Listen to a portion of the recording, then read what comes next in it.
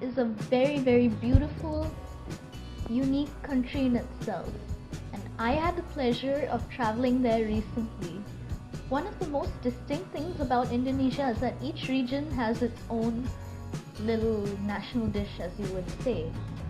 Each one has its own different ways of cooking and culture, and I really loved that I could experience a lot of them just in one city.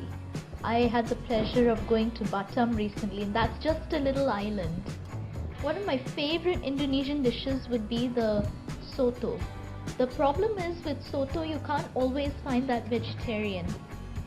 This one is not only vegetarian, it's also vegan. And it uses chicken drumsticks, the vegan ones, made completely out of bean curd skin. So let's see how that one's done. Alright, so for those of you who don't know what Soto Ayam means, Soto is a kind of broth and Ayam means chicken. Since this one is a vegan dish, we're going to use vegan chicken drumsticks made completely out of soy, so no killing involved.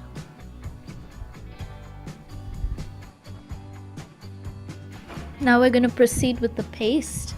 Start by adding about 8 to 10 shallots. And you have to remember to cut them up into small pieces, which I forgot to do.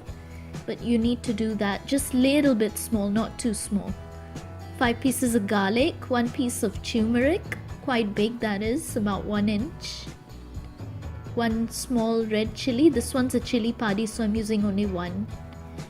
2 pieces of lemongrass, which is about, I don't know how many inches, but you can sort of estimate. You can also add in a little galangal, about 1 inch, and just blitz it. Go in with about 1 tablespoon of dark soy sauce. I try to make it a point never to use light, but if you want to use light soy sauce, it's absolutely fine. Blend it up, this is how it's going to look like. Now in that same pan where we fried our vegetarian chicken, heat some oil, and then we're going to begin stir frying our paste. And remember, just like with every other recipe of mine or any other recipe, for a good curry or broth, you have to stir fry your paste properly, and that'll be always till it's like fragrant. Before adding water, just add in about 2 to 3 kaffir lime leaves.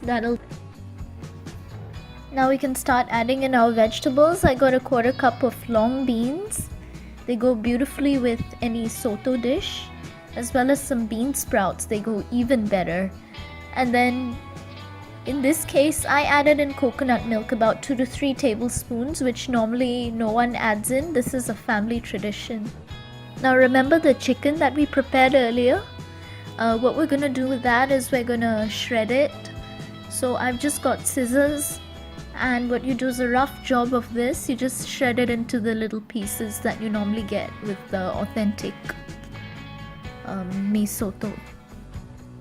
Okay, just some last few finishing touches. Don't forget, we previously added in our shredded chicken, so just don't forget to do that.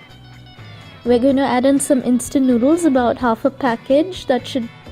You can garnish your soto with coriander if you like I did. Some people put like green limes on the side. You can garnish it however you like, but remember to eat it hot because that's how it's best. Soto Ayam is usually served with noodles inside it, but you can opt out of using noodles. A lot of people like to use bihun, which are the rice noodles. You can do that if you like, or you can just eat that plain. It's so good on its own, and you can use your favorite veggies. Normally this is served with compressed rice cakes known as nasi impit, or just with steamed white rice by itself.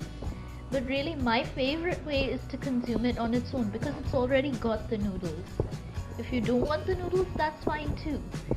You experiment with your own and come up with your own versions of this beautiful dish. Please do share them up here. Thank you so much for watching. Stay happy, stay healthy, and stay blessed.